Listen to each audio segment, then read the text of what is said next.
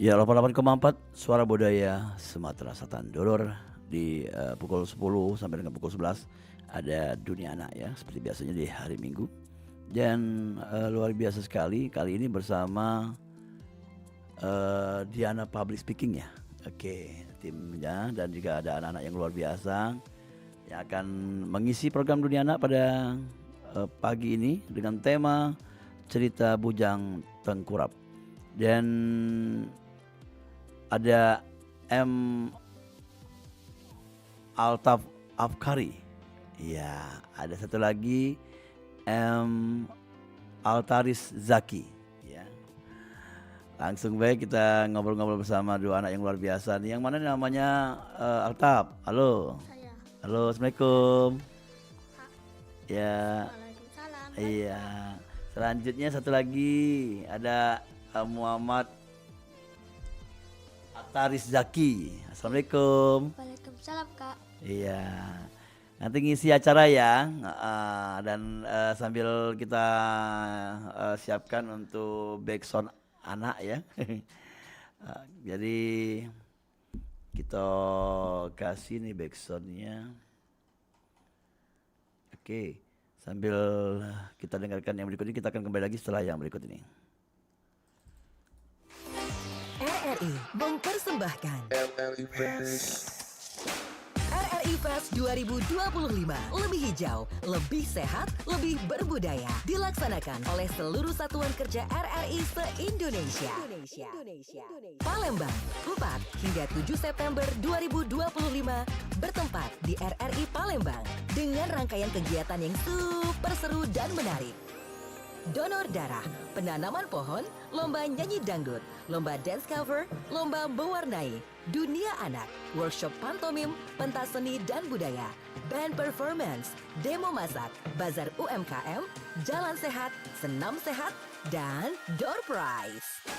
Pastikan jadi bagian dari acara spektakuler di tahun ini. Info lebih lanjut, cek Instagram RRI Palembang, Pro 1 RRI Palembang, Pro 2 RRI Palembang, dan Pro 4 RRI Palembang. RRI Fest 2025, lebih hijau, lebih sehat, lebih berbudaya.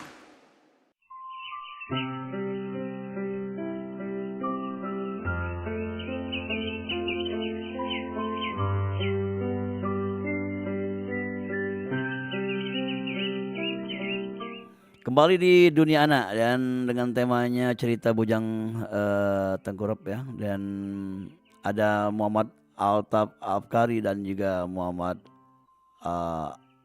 Altaris Zaki. Langsung saja mungkin ya adik-adik untuk membawakan program acara Dunia Anak. Silakan. Assalamualaikum dan salam sejahtera untuk seluruh teman-teman di Sumatera Selatan. Selamat pagi pendengar RRI Pro 4 dan teman-teman dimanapun berada.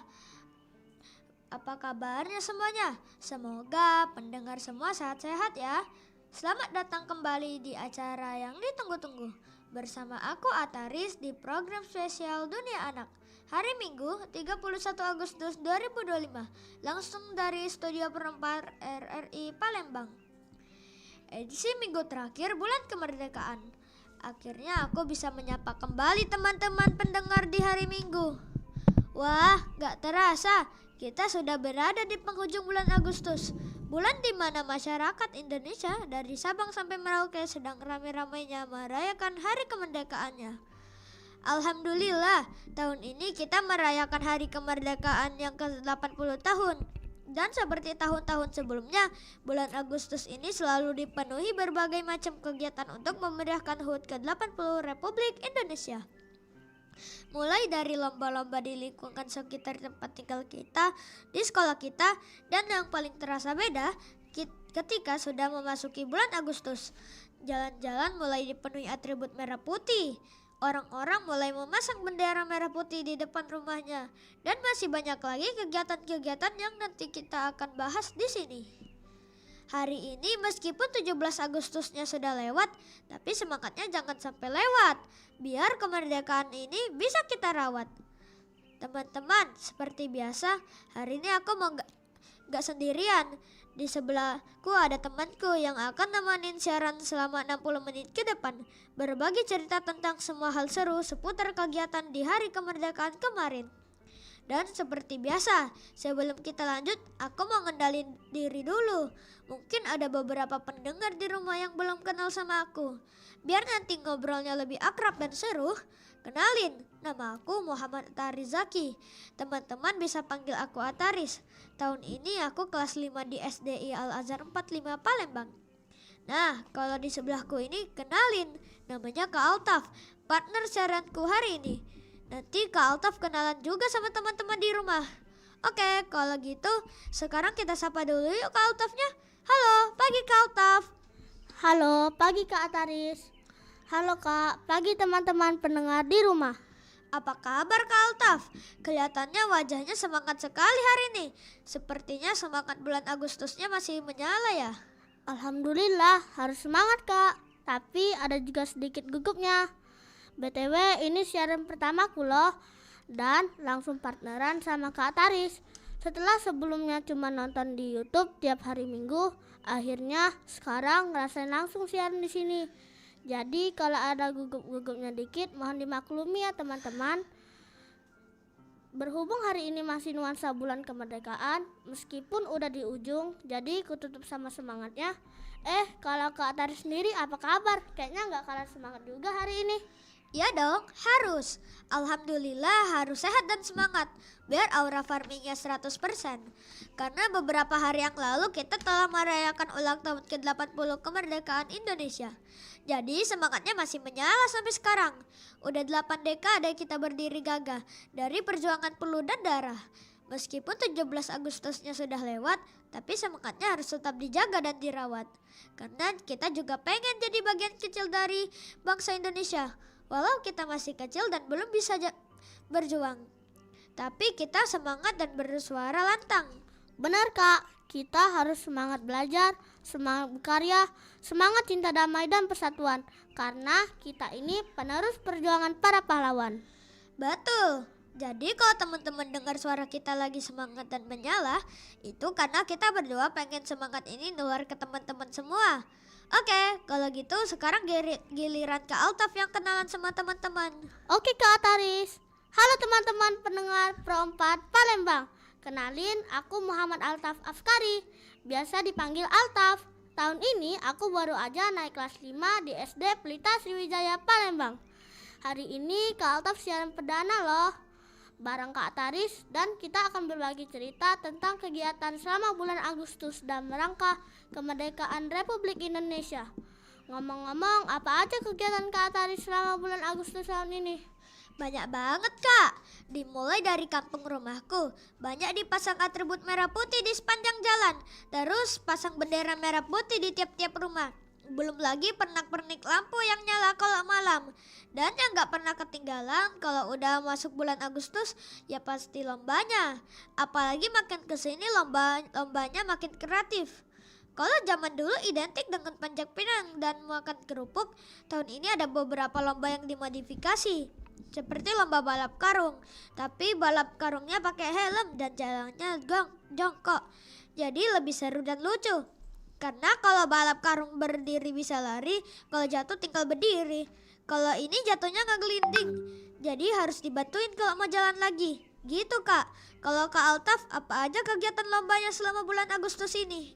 Seru juga ya. Kalau di tempatku juga ada lomba balap karung pakai helm. Mirip-mirip lah lombanya. Di sepanjang jalan banyak atribut merah putih. Tapi kalau di sekolahku banyak banget lombanya. Selain yang disebutin Kak Ataris tadi, ada juga lomba masukin paku ke botol, lomba pukul air, tapi matanya sambil tutup. Dan yang paling seru ada lomba futsal. Tahun ini juga aku baru pertama kali nonton lomba perahu bidar di Sungai Musi. Jadi aku nontonnya dari atas jembatan Ampera. Terus ditutup sama nonton lomba panjat pinang kemarin di OPI. Wah, seru banget. Kalau di sekolahku tahun ini lombanya masih sama seperti tahun-tahun sebelumnya. Tapi ada beberapa lomba di edukatif. Kayak lomba ranking 1, lomba puisi kemerdekaan, dan lomba dongeng. Jadi tiap-tiap kelas harus mengirimkan perwakilannya untuk mengikuti lomba ini. Begitu Kak Altaf. Oh ya teman-teman, Kak Altaf ini teman main dan les bareng. Jadi kita sering ketemu di kelas tiap weekend. Dan kebetulan hari ini dapat jadwal siaran bareng. Oke, segitu dulu perkenalan dan cerita seru mengenai kegiatan dalam rangka HUT ke-80 kemarin. Kembali ke tema hari ini, masih di dunia anak RRI Pro 4 Palembang, edisi penghujung bulan kemerdekaan. Kami berdua akan berbagi cerita bareng teman-teman pendengar di rumah. Tentunya bersama kami siswa-siswi Sekolah Dasar Sumatera Selatan. Penasaran cerita apa yang akan kami bawakan hari ini? Jangan kemana-mana, tetap di dunia anak.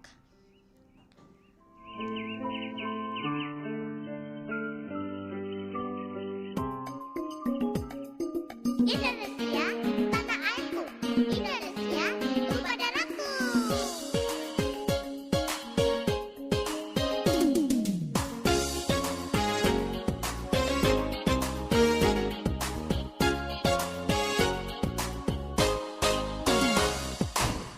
Anak negeriku, sungguh aku cinta padamu.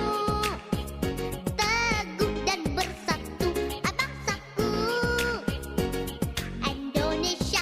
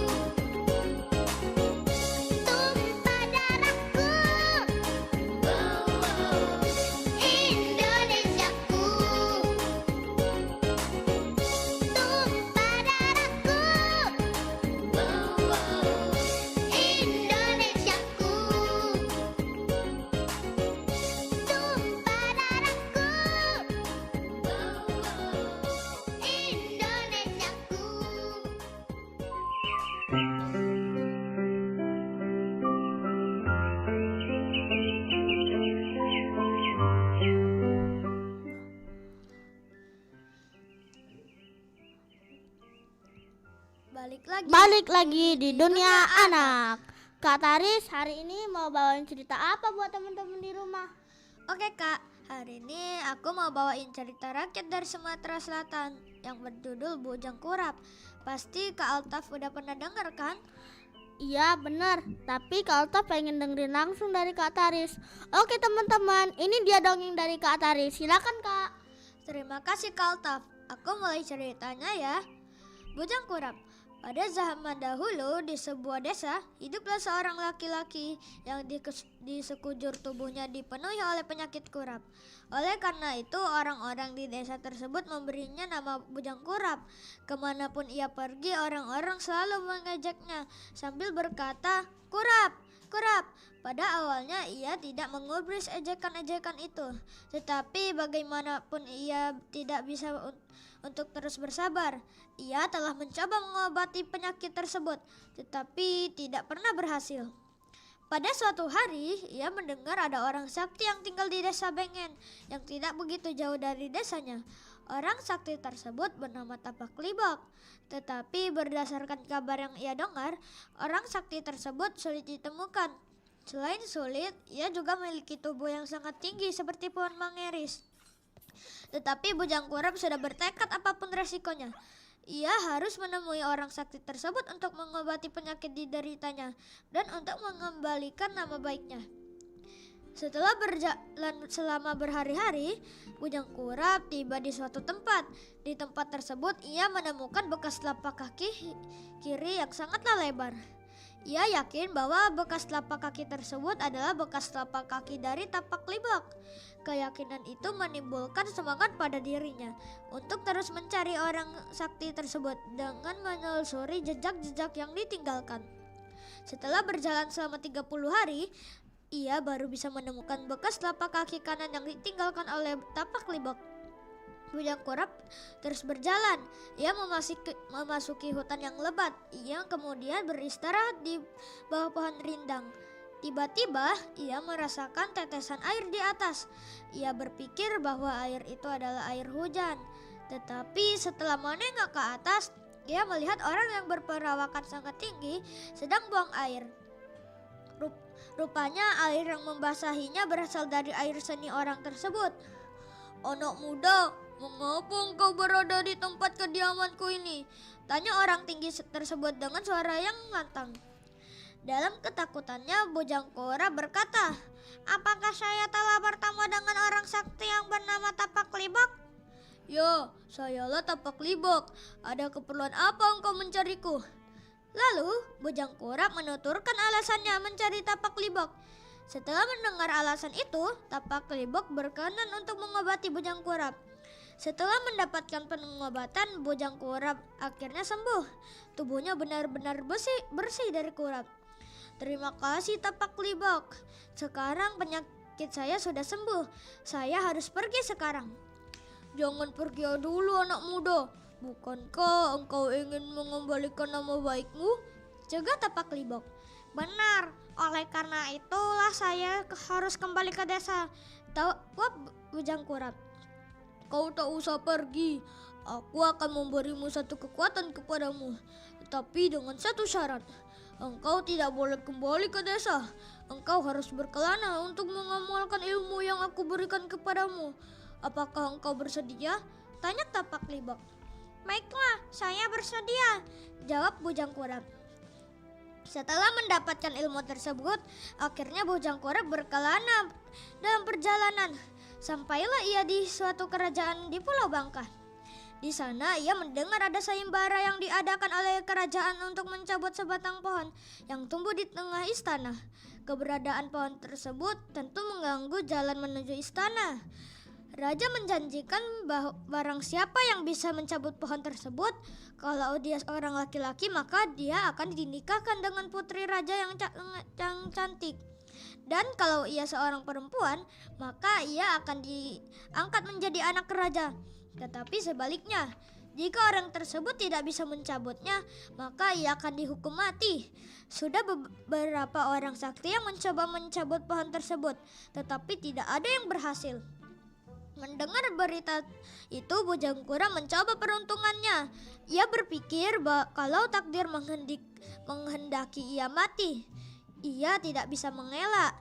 Dengan bekal ilmu dari tapak libak, ia mencoba mencabut pohon tersebut dan ternyata ia berhasil. Sesuai dengan janji yang telah ditetapkan, Bujang Kura menikah dengan putri raja. Setelah berbulan-bulan berada di istana, Bujang Kura merasa rindu dengan kampung halamannya. Ia ingin mengunjungi desanya sekaligus membuktikan kepada warga desanya bahwa dirinya bukan Bujang Kurap yang dulu. Akhirnya setelah disetujui sang raja, Bujang Kurap beserta istrinya berangkat menuju kampung halamannya melalui jalan sungai dengan dikawal oleh beberapa prajurit istana. Ketika hampir sampai di desanya, Bujang Kurap berhenti di tengah jalan dan menyuruh istrinya untuk melanjutkan perjalanan. Ia sendiri akan meneruskan perjalanan melalui darat. Ketika sang putri memasuki desa, orang-orang banyak yang terpesona dengan kecantikannya. Tiba-tiba Bujang Kurap muncul. Kedatangannya membuat warga desa terkejut dengan perubahan pada dirinya. Tetapi Bujang Kurap tidak mempedulikan orang-orang di sekitarnya. Alangkah cantiknya putri raja itu. Kalau begitu aku akan mendekatinya, kata Bujang Kurap. Orang-orang di desa banyak yang mengejeknya, tetapi ia tidak peduli. Ia hanya melambaikan tangan ke sang putri yang masih berada di atas kapal. Melihat kejadian itu, warga desanya tertawa dan menganggap Bujang Kurap sudah gila. Bujang Kurap hanya tersenyum. Tiba-tiba ia melompat ke sungai lalu berenang menuju kapal. Ketika ia sampai di kapal, sang putri menjulurkan tangannya untuk menyambut Bujang Kurap. Warga desa baru sadar bahwa Bujang Kurap adalah suami dari sang putri. Mereka sangatlah menyesal meremehkan Bujang Kurap yang ternyata memiliki nasib yang lebih beruntung daripada mereka. Akhirnya mereka pun menyambut kedatangan Bujang Kurap dengan perasaan menyesal, sekaligus senang dengan kedatangan orang besar di desanya. Setelah beberapa lama tinggal di desa, Bujang Kurap ingin mengundang mertuanya untuk datang ke desa. Untuk menunjukkan bahwa desanya memiliki kekayaan alam, Bujang Kurap menanam banyak telur di dalam pasir di tepi sungai. Ketika sang raja datang, Bujang Kurap mengajaknya berjalan-jalan. Ketika sampai di tepi sungai, sang raja menemukan banyak telur di dalam pasir. Ia sangat kagum. Ternyata desa Bujang Kurap memiliki kekayaan yang tidak dimiliki daerah lain. Setelah beberapa hari tinggal di desanya, Bujang Kurap beserta rombongan kerajaan kembali ke negeri Bangka. Dan akhirnya Bujang Kurap menjadi raja menggantikan mertuanya. Selesai ceritanya. Alhamdulillah. Wah, keren banget ceritanya Kak Ataris. Boleh kasih tahu apa pesan moral yang bisa dipelajari dari cerita Bujang Kurap ini? Ada Kak, jadi jangan remehkan seorang hanya karena kekurangannya. Sebab setiap orang bisa berubah dan takdir dapat mengangkat derajat siapapun yang bersabar, berusaha dan ikhlas. Cobaan hidup bisa menjadi jalan menuju kemuliaan, asal kita tetap teguh, pantang menyerah dan tidak berhenti berusaha. Begitu Kak Altaf. Oh gitu ya. Wah, bagus banget ya pesan moralnya Kak. Tapi bener juga Kak, kadang kita sering menilai orang dari luarnya saja, padahal kita belum tahu ke depan. Ternyata orang itu bisa lebih baik daripada kita. Oke deh, makasih ya Kak untuk cerita dan ilmunya hari ini. Oh iya teman-teman, sebelum lanjut ada yang mau lewat dulu nih. Jangan kemana-mana, tetap di dunia anak.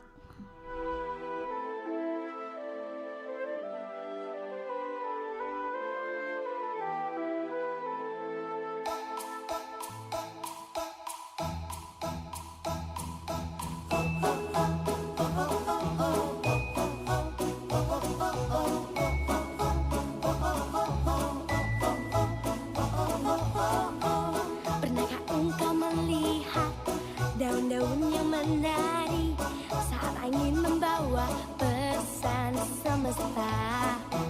Cobalah untuk mendengar bisikan angin bertiup, betapa indah cinta dari kuasanya.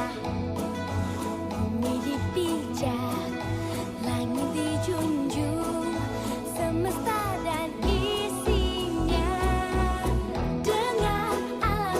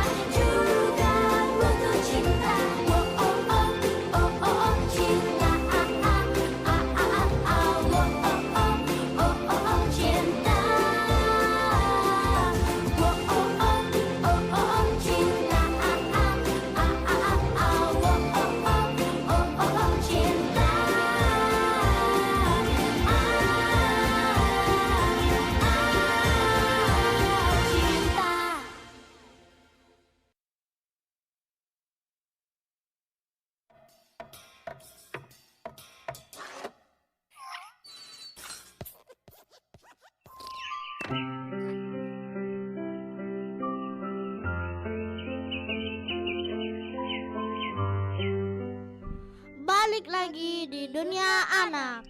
Nah, sekarang gantian Kak Altaf. Ada cerita apa yang mau dibagiin sama teman-teman di rumah? Oke, hari ini aku mau bawain cerita rakyat dari Sumatera Selatan juga yang berjudul Putri Kembang Dadar. Ya udah, langsung mulai aja ceritanya. Oke Kak, semuanya tenang. Kak Altaf mulai dulu ya ceritanya. Putri Kembang Dadar. Pada zaman dulu, di Palembang terdapat dua kerajaan kecil yang bernama Kerajaan Hulu dan Kerajaan Hilir. Keduanya memiliki perselisihan yang tak kunjung padam. Suatu ketika, raja dan sejumlah pengawal dari Kerajaan Hilir tengah berdiskusi untuk melancarkan aksi menyerang Kerajaan Hulu. Raja menyiapkan pasukan yang dipimpin oleh panglima perang yang gagah dan berani untuk menaklukkan Kerajaan Hulu dengan taktik penyerangan tanpa berdiskusi dengan pihak lawan. Sang raja yang gagah perkasa memerintahkan kepada prajuritnya untuk mengalahkan Kerajaan Hulu. Bersamaan dengan titah raja, para prajurit dipimpin panglima perang berangkat ke Kerajaan Hulu dengan menggunakan perahu perang besar bernama Bidar. Melihat hal itu, prajurit dari Kerajaan Hulu yang mengintai berlari terbirit-birit menemui raja untuk menyampaikan penyerangan mendadak yang dilakukan Kerajaan Hilir. Raja Kerajaan Hulu yang mendengar hal itu hanya tersenyum dan berkata kepada prajuritnya untuk bersiap-siap menyambut kedatangan prajurit Kerajaan Hilir. Benar saja, sesampainya di Kerajaan Hulu, prajurit Kerajaan Hilir kaget karena tidak mengira penyerangan yang mereka lakukan akan diketahui Raja Hulu.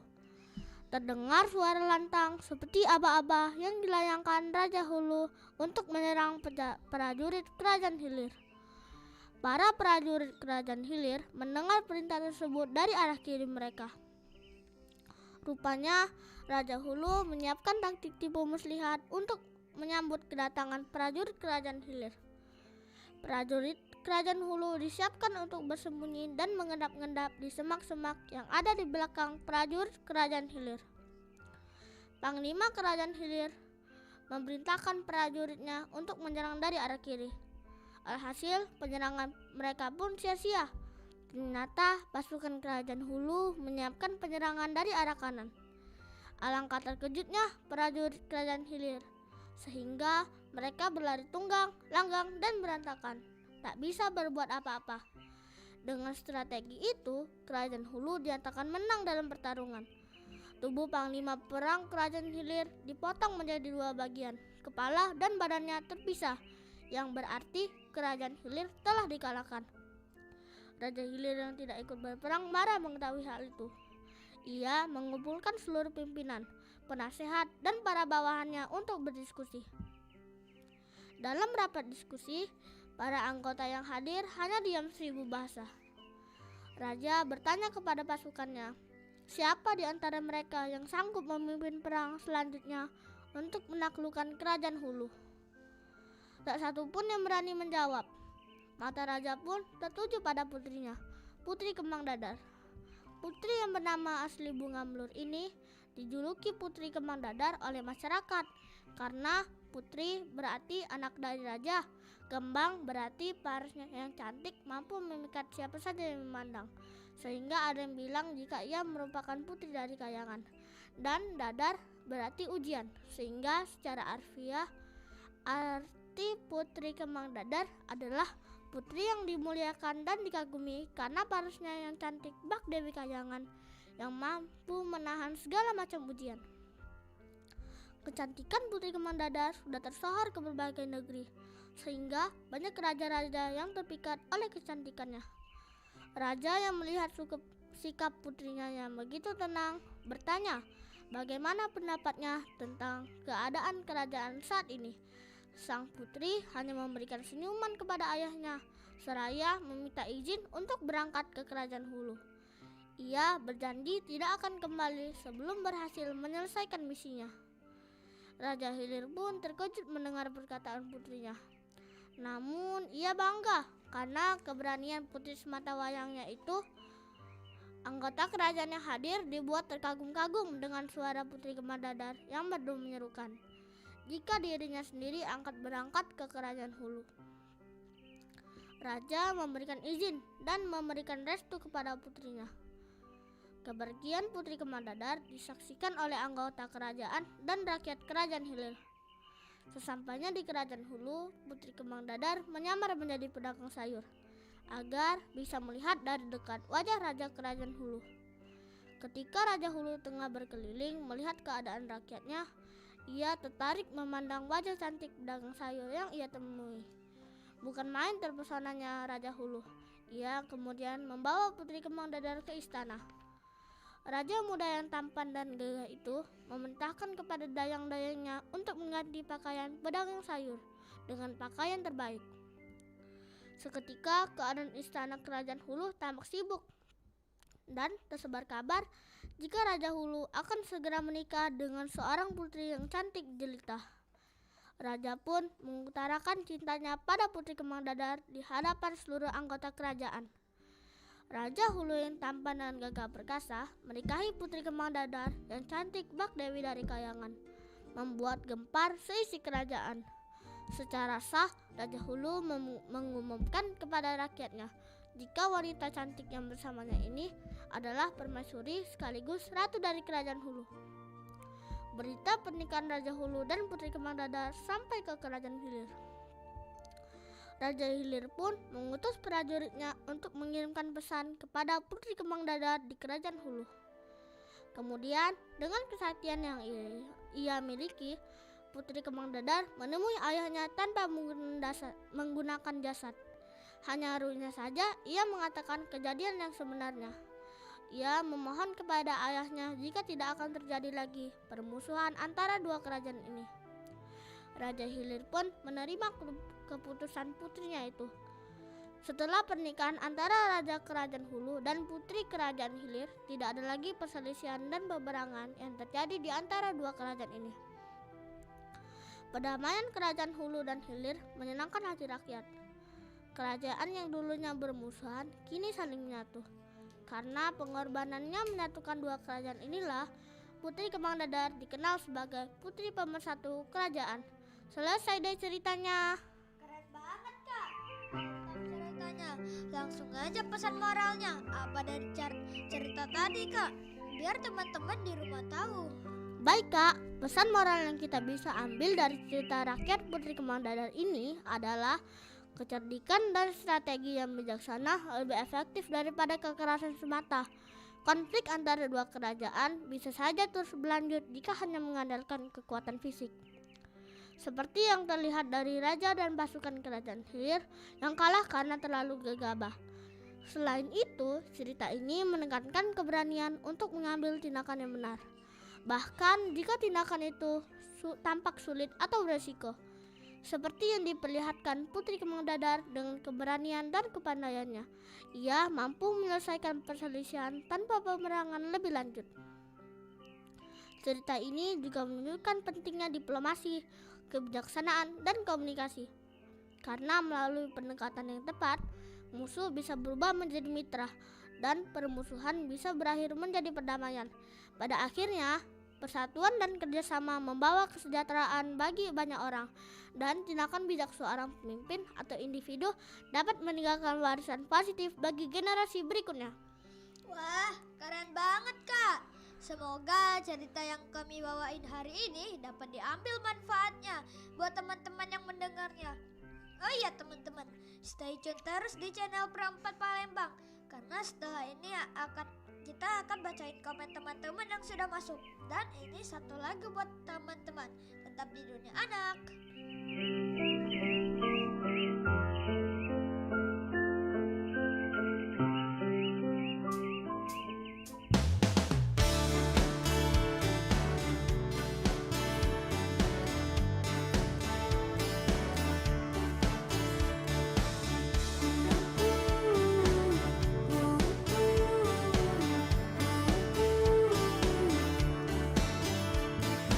Ayo kawan, ayolah kawan,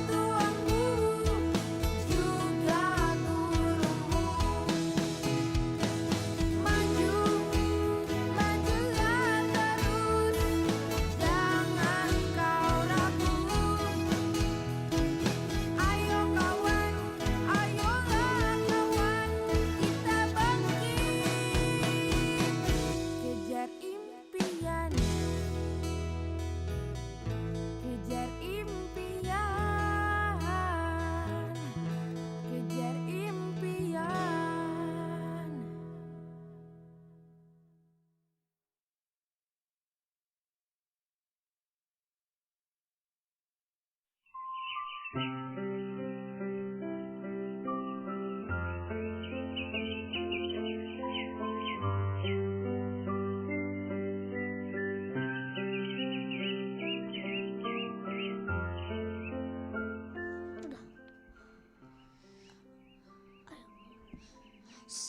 lagi di dunia anak. Teman-teman, itu tadi cerita dari kami berdua.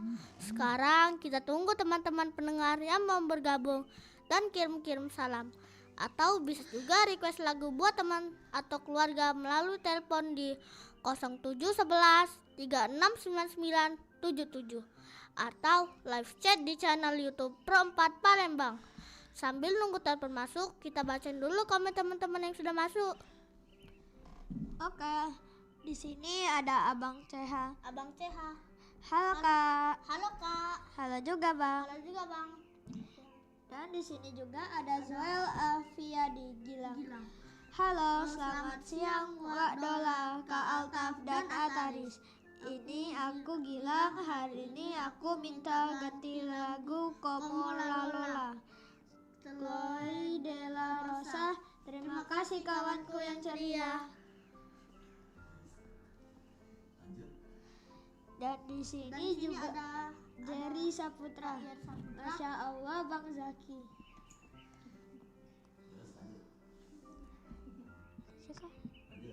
Ada Aulia Safrina, Abang Zaki keren.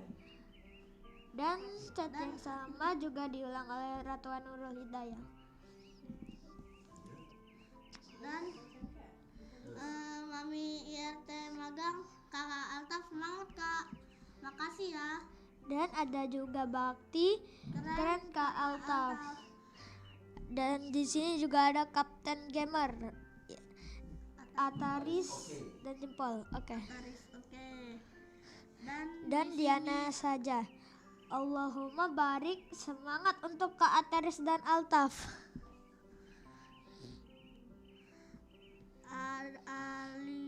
Ada Ali Asur, keren Kak Altaf. Makasih ya. Dan ada Fitri, keren Bang. Keren Bang. Habis itu juga ada Kapten Gamer dan salam dari Atala. Mau kirim salam buat keluarga di Kertapati dan Tangga Buntung. Oke.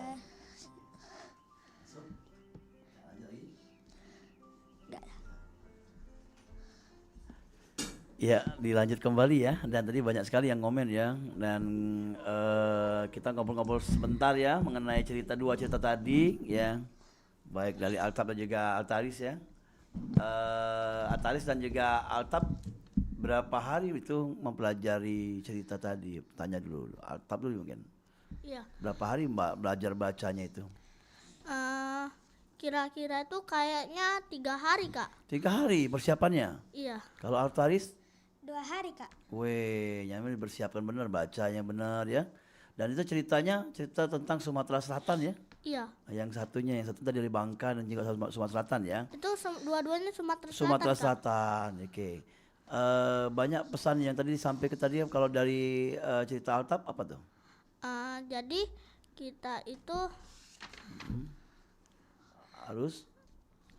harus berani dan pandai mengambil resiko untuk menyelesaikan perselisihan. Oke, jangan kita menjadikan orang yang suka mengadu domba ya. Iya, apalagi mengirimkan berita-berita bohong kan nggak boleh ya. Ya, apalagi di sekolah tuh menjaga kebersamaan ya, kekompakan ya. Terima kasih kalau gitu langsung saja mungkin Kak Altaf dan Kak Altaris itu menutup program acaranya. Silakan.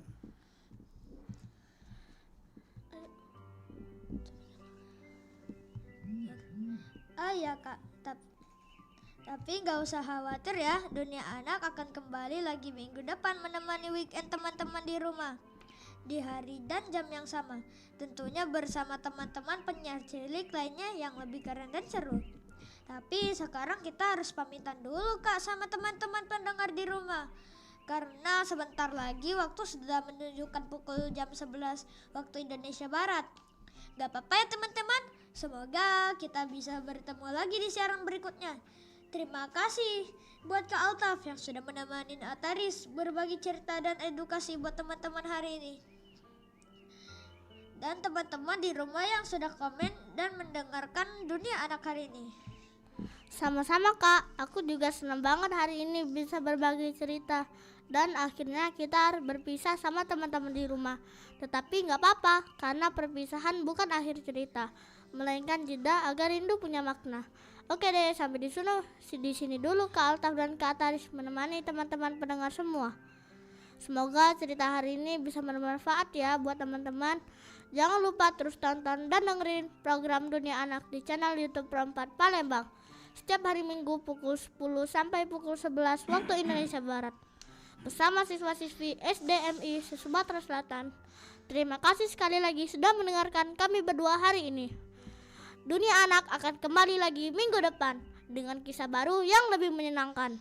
Dari studio Perempat Penuh Warna, kami berdua pamit dengan doa dan cinta. Sampai bertemu di cerita berikutnya di Dunia Anak, tempat kita tumbuh bersama. Saya Altaf Dan saya Taris. pamit undur diri. Tetap semangat, tetap ceria, dan terus berkarya untuk Indonesia. Salam literasi, salam untuk anak Indonesia. Terima kasih. Wassalamualaikum warahmatullahi wabarakatuh. Sampai jumpa.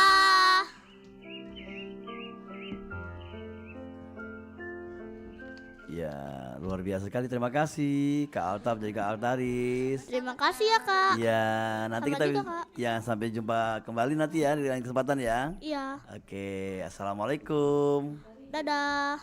Ya, dulur galau-galau sudah kita ikuti ya untuk anak-anak di mana pun berada mendengarkan cerita di dunia anak pada hari ini bersama M. Altaf Alkari, ya, M. Altaf Afkari dan juga M. Ataris Zaki, ya. Dan tentunya banyak cerita yang disampaikan tadi penuh makna, penuh pesan ya untuk ya anak-anak yang mendengarkan program acara ini juga pendengar dulur di mana berada.